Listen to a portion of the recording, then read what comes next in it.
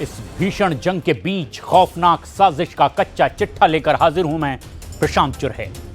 रूस यूक्रेन युद्ध से जुड़ी यह खबर सबसे खतरनाक कही जा सकती है, क्योंकि जब से ट्रंप ने अमेरिका में सत्ता संभाली है, पहली बार ट्रंप ने रूस के खूनी हमलों को देखते हुए 100 जनरलों के साथ में मीटिंग की है और दावा यह किया जा रहा है कि ट्रंप अब रूस को कागजी शेर मानते हुए रूस के खिलाफ युद्ध भी शुरू कर सकते हैं। वहीं दूसरी तरफ रूस ने ट्रंप की खुफिया मीटिंग को देखते हुए यूक्रेन पर 600 से ज्यादा हवाई हमले कर दिए हैं।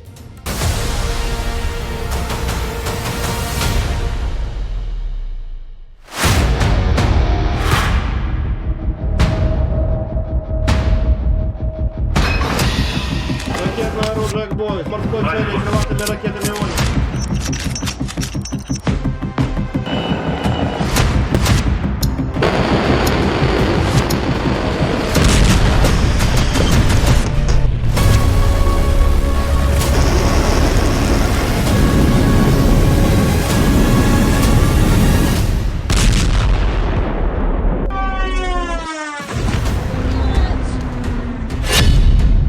सौ जनरलों से ट्रंप की मीटिंग, पुतिन के खिलाफ आखिरी युद्ध। लगभग 44 महीने से रूस यूक्रेन जंग में अब अचानक खामोशी के साथ सर्वनाश युद्ध शुरू हो चुका है। खामोशी शब्द यहां इसीलिए इस्तेमाल किया गया क्योंकि अमेरिका के उपराष्ट्रपति जेडी वेंस ने दावा किया है कि उन्हें खुफिया हवालों से पता चला है कि रूस के राष्ट्रपति पुतिन ने फैसला लिया है कि वो अब ना तो राष्ट्रपति ट्रंप के साथ कोई मीटिंग करेंगे और ना ही फोन पर बातचीत करेंगे। यहां तक कि वो अब किसी भी कीमत पर ज़ेलेंस्की के साथ कोई मीटिंग नहीं करेंगे। पुतिन के इस फैसले के बाद से ही रूस ने अब यूक्रेन पर 3.5 साल का सबसे बड़ा और सबसे भयानक हवाई हमला किया है। इधर अमेरिकी मीडिया में भी दावा किया गया है कि 29 सितंबर को राष्ट्रपति ट्रंप अमेरिका के 100 जनरल और एडमिरल के साथ में एक टॉप सीक्रेट मीटिंग अमेरिका के वर्जीनिया में करने जा रहे हैं, जो शायद पुतिन के खिलाफ ट्रंप का आखिरी युद्ध साबित हो सकता है। पर्दे के पीछे जो तीसरे विश्व युद्ध की परमाणु तैयारियां चल रही है, वो अब चरम पर पहुंच चुकी हैं। यूक्रेन में मौजूद पोलैंड के राजदूत को रूस ने मिसाइल हमले से उड़ा दिया है।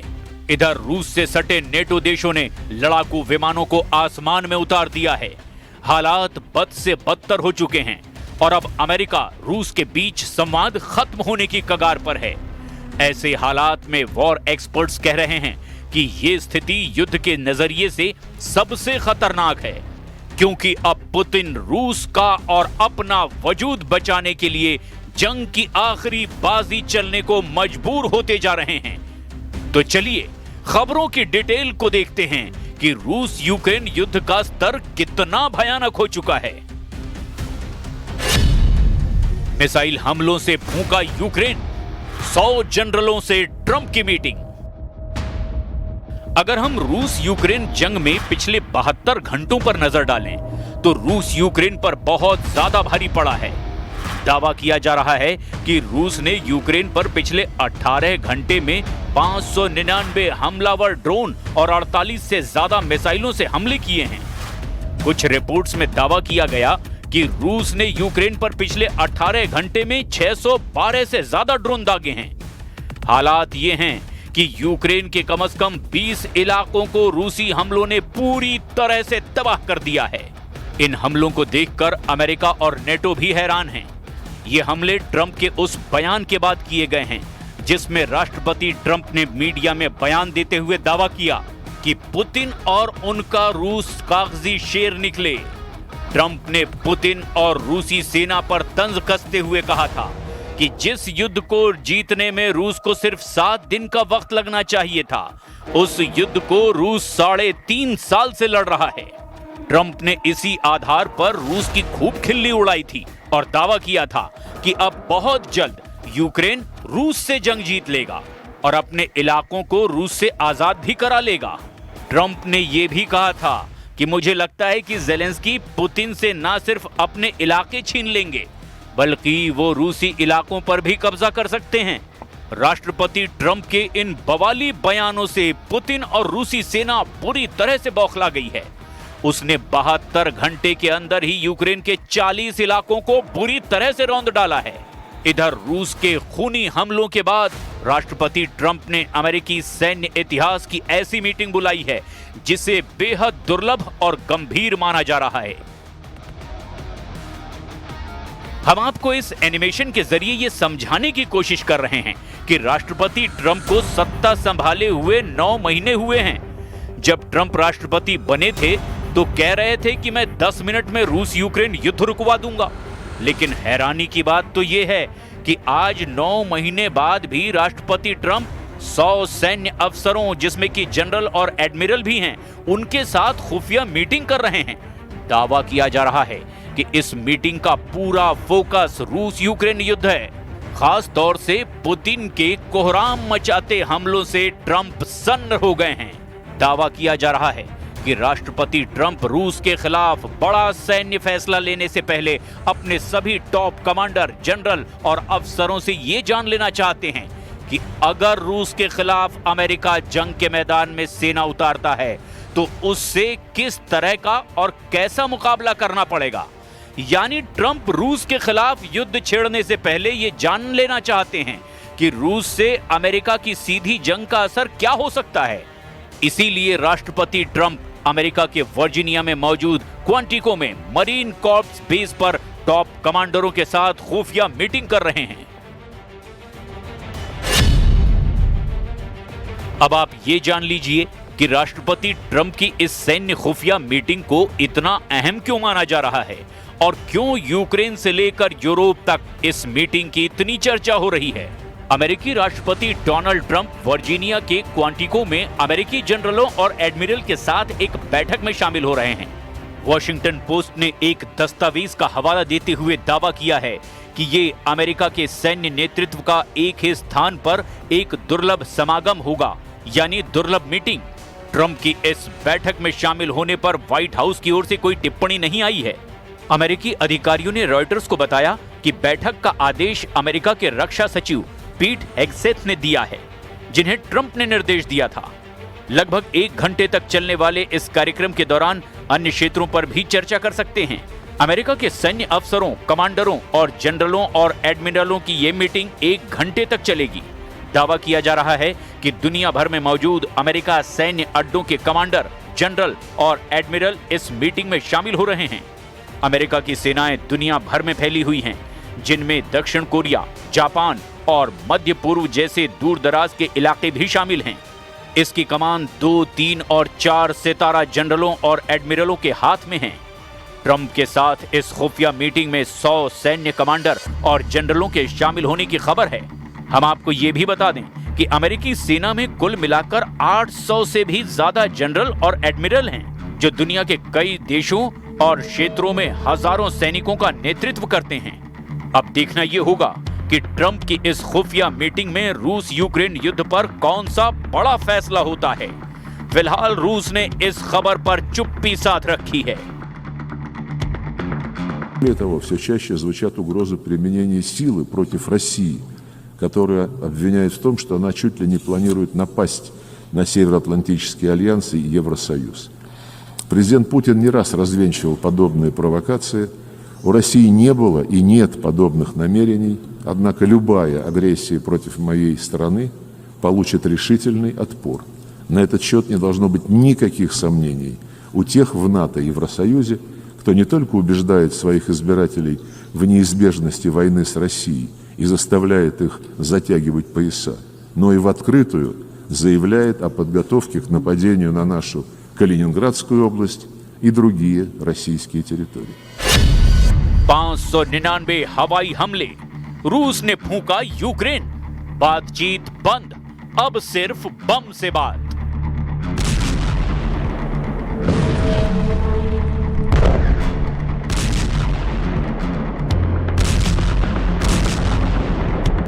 इधर रूस अब पूरी तरह से बारूद और बम से जवाब दे रहा है। पुतिन की तरफ से बयान आने बंद हो चुके हैं। यूक्रेन पर 599 हवाई हमलों से साबित हो गया है कि सितंबर का महीना यूक्रेन के लिए सितम साबित हुआ है।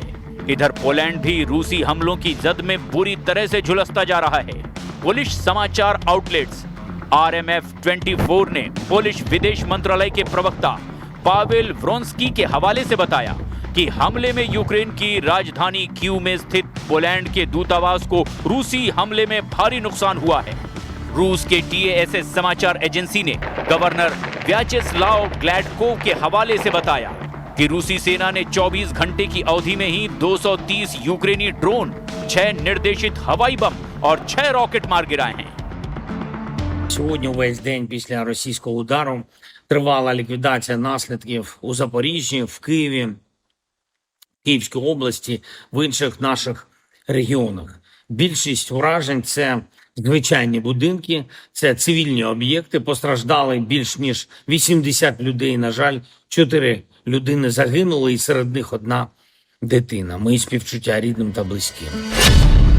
मौन है पुतिन, खौफ में है ट्रंप जेलेंस्की। इधर रूस यूक्रेन युद्ध को लेकर अब रूस के राष्ट्रपति व्लादिमीर पुतिन ने एक बड़ा फैसला कर लिया है, जिसने पूरी दुनिया को परेशान कर दिया है। अमेरिका के उपराष्ट्रपति JD वेंस ने जानकारी देते हुए बताया कि युद्ध में बढ़ती मौतों को देखते हुए पुतिन ने एक बार फिर साफ कर दिया है कि वो अमेरिकी राष्ट्रपति ट्रंप और जेलेंस्की से मुलाकात नहीं करेंगे। हम आपको कुछ आंकड़े दिखाते हैं जो अमेरिकी संस्था की तरफ से ही जारी किए गए हैं। वॉशिंगटन स्थित centre for strategic and international studies का अनुमान है कि 2,50,000 से ज्यादा रूसी सैनिक और 60,000 से 1 लाख यूक्रेनी सैनिक मारे गए हैं। इस बीच संयुक्त राष्ट्र ने 10 सितंबर को बताया था कि युद्ध में 14,100 से ज्यादा यूक्रेनी नागरिक मारे गए हैं। द मॉस्को टाइम्स के अनुसार इस युद्ध में 620 से ज्यादा रूसी नागरिक भी अपनी जान गंवा चुके हैं। पिछले महीने व्हाइट हाउस में जेलेंस्की और यूरोपीय नेताओं के साथ बैठक के बाद राष्ट्रपति ने आशा व्यक्त की थी कि एक त्रिपक्षीय बैठक होगी, लेकिन रूस के तूफानी हमलों ने सारी उम्मीदों पर ही पानी फेर दिया। अब देखना यह होगा कि राष्ट्रपति ट्रंप रूस के खिलाफ क्या फैसला लेते हैं। लेकिन इतना तो तय है कि अगर अमेरिका ने रूस के खिलाफ सीधे मोर्चा खोला तो तीसरे विश्व युद्ध को फिर कोई नहीं रोक पाएगा और ऐसी स्थिति में परमाणु जंग में सब कुछ तबाह हो जाएगा।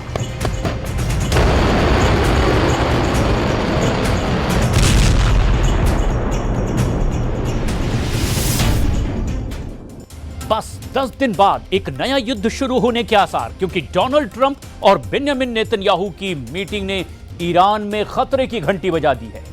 ट्रंप के दूसरी बार राष्ट्रपति बनने के बाद नेतन्याहू से यह उनकी चौथी मुलाकात है, लेकिन इस मीटिंग में गाजा और हमास से ज्यादा ईरान पर बात हुई है। तो क्या नेतन्याहू एक नई जंग के लिए तैयार हो चुके हैं? और सवाल ये कि क्या वाकई ईरान पर इजराइल फिर से एक बहुत बड़ा हमला करने वाला है? क्योंकि गाजा पर डील के बहाने ट्रंप और नेतन्याहू की मीटिंग एक बड़ी पहेली बन चुकी है।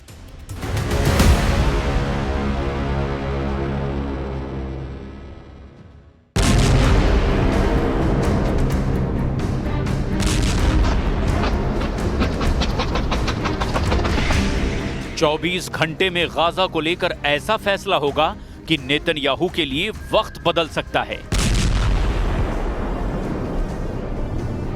गाजा के हालात बदल सकते हैं या और ज्यादा बदतर हो सकते हैं। अमेरिका और इजराइल को लेकर अरब वर्ल्ड के ख्यालात बदल सकते हैं, जो पश्चिम एशिया का पूरा मिजाज बदल सकते हैं। क्योंकि ट्रंप और नेतन्याहू की मीटिंग का असर अब पूरी दुनिया पर पड़ सकता है।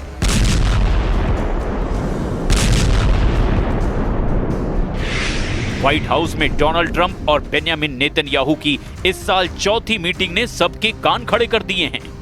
माना जा रहा है कि ट्रंप ने फिलिस्तीन और इजराइल के बीच शांति कायम करने के लिए 21 पॉइंट रखे हैं। साफ है कि गाजा पर हमास से डील के लिए नए सिग्नल मिल रहे हैं। क्या ट्रंप नेतन्याहू को 21 पॉइंट वाले एजेंडे पर राजी कर पाएंगे?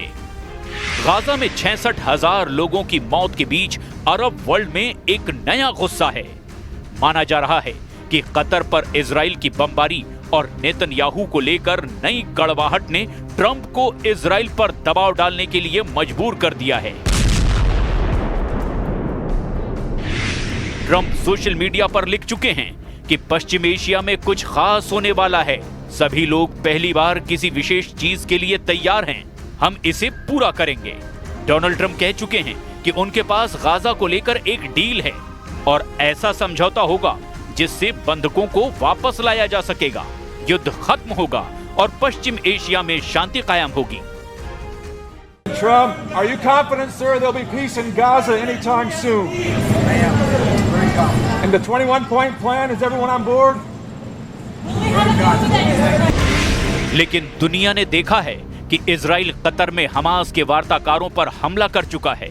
इस इजराइल के टारगेट पर हमास के वो लीडर रहे जो कतर के रास्ते अमेरिका से गाजा में युद्ध विराम को लेकर बातचीत कर रहे थे। कतर की राजधानी दोहा में हुए इस धमाके ने नेतन्याहू के एजेंडे को लेकर बड़े सवाल खड़े किए, लेकिन इस धमाके के बाद पूरा अरब वर्ल्ड एक प्लेटफॉर्म पर आ गया। और फिर एक तरफ इजराइल और अमेरिका है तो दूसरी तरफ पूरा अरब वर्ल्ड और ईरान के साथ तुर्की भी नेतन्याहू के खिलाफ खड़ा हो गया है। ये बेशक दो कैंपों की तस्वीर लगे, लेकिन सच ये भी है कि इजराइल के कई देशों के साथ राजनयिक रिश्ते कायम हैं। फिर भी इजराइल के खिलाफ अरब देशों के एकजुट होने से डोनाल्ड ट्रंप की टेंशन बहुत ज्यादा बढ़ गई है। गाजा में इजराइल की बमबारी से होने वाली मौतों से ज्यादा इन तस्वीरों ने पूरी दुनिया को बेचैन कर दिया है। खाने के लिए कतारों में लगे और एक वक्त की भूख मिटाने के लिए बच्चों से लेकर बुजुर्गों को तड़पते हुए देखा जा रहा है।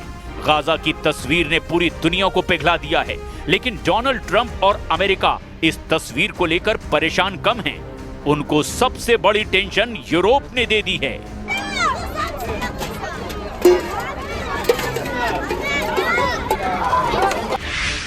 हाल के दिनों में ब्रिटेन, पुर्तगाल, फ्रांस के अलावा ऑस्ट्रेलिया और कनाडा ने भी फिलिस्तीन देश को मान्यता दी है। वहीं इन देशों के अलावा जर्मनी ने भी कह दिया है कि गाजा के हालात पृथ्वी पर नरक की तरह हैं। The security of the entire region is on the line. The terrible war in Gaza is raging on. Hell on earth. A humanitarian nightmare as we speak. This war must end. The hostages must be released. Europe के बड़े बड़े देशों का फिलिस्तीन के साथ आना Netanyahu का तनाव नए लेवल पर ले गया। यही वजह है कि उनकी और ट्रंप की मुलाकात पर पूरी दुनिया की नजर है।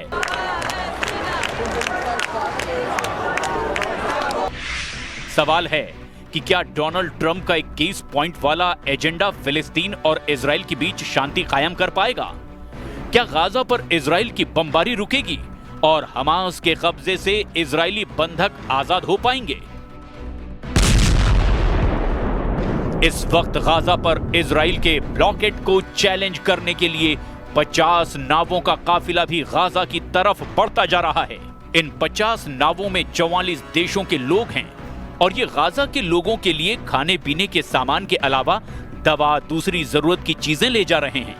स्पेन, इटली और ग्रीस के अलावा इसमें कई देशों की नाव हैं। जो लोग इसमें सवार हैं उनमें डॉक्टर भी शामिल हैं। इस काफिले में ग्रेटा थनबर्ग भी हैं, जो तीसरी बार गाजा की तरफ समुद्र के रास्ते पहुंचने की कोशिश कर रही हैं।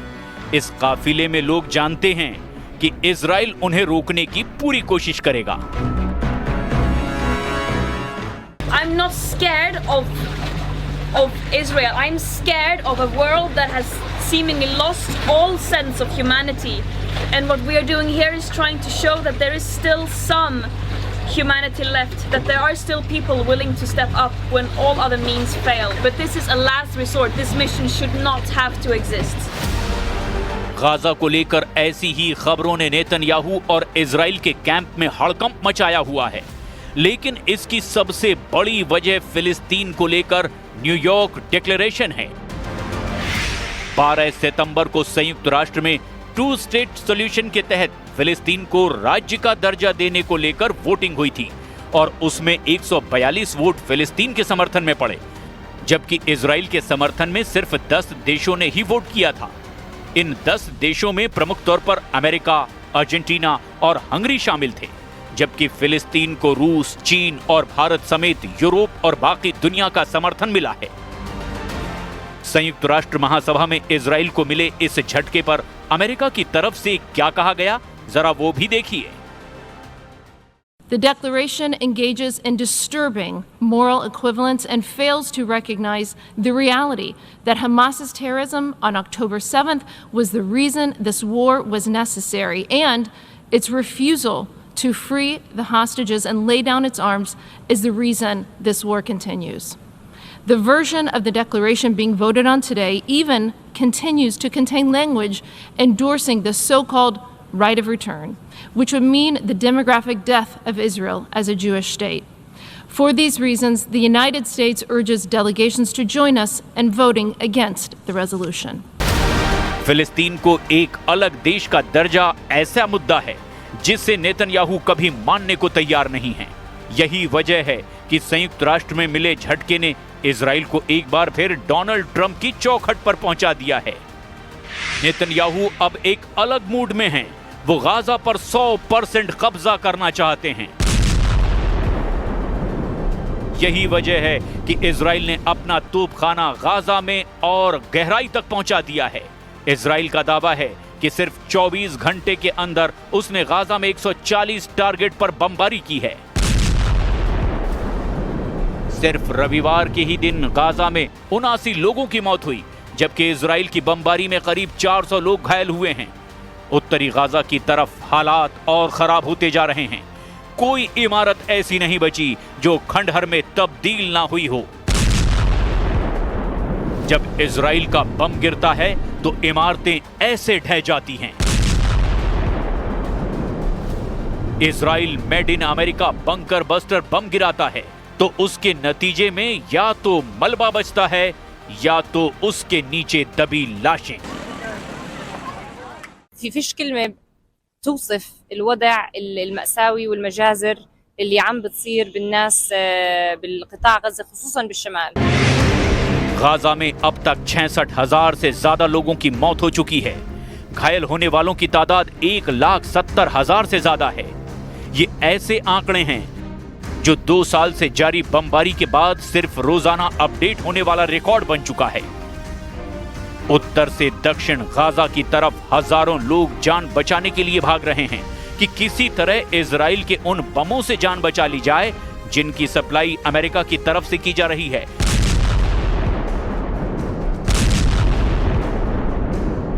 और जिनकी खेप लगातार अमेरिका के बम गोदाम से इजराइल पहुंच रही है।